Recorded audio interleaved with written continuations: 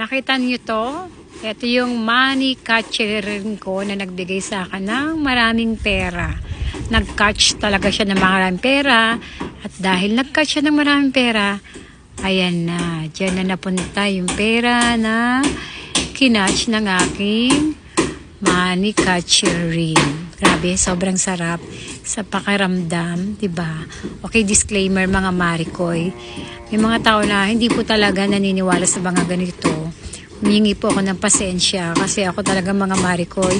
Mahilig ako sa mga charm, sa mga laki-laki. Mahilig ako sa mga ganyan. So ito nga yung isa sa nabili ko. Ito pala ay ginto na talaga ito. Sahod gold, ang ingay ng baka.